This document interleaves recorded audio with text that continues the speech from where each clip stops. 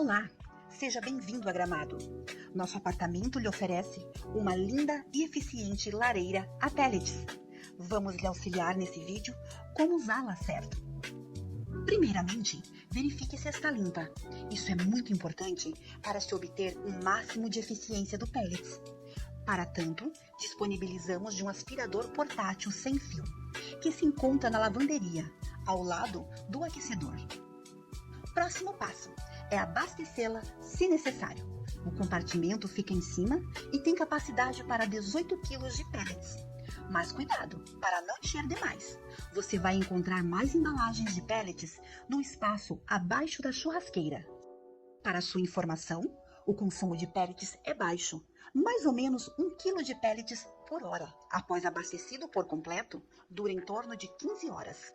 Lareira limpa e abastecida. Agora vamos verificar se ela está plugada na tomada.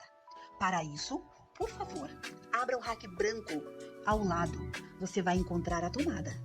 Pronto, vamos lá. Para ligá-la, basta apenas você apertar o botão On/Off e observar no visor se apareceu como On. Daqui para frente é só aguardar, pois ela fará tudo sozinha, do acendimento automático à liberação de pellets, conforme necessidade. É só curtir. Para desligá-la, é só apertar o mesmo botão novamente e você vai observar o visor indicando Off.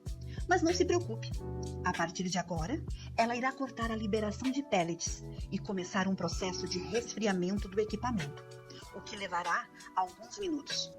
Por favor, não aperte outros botões, pois se trata de um equipamento eletrônico e já está programada para oferecer eficiência e conforto. Tenham uma excelente hospedagem.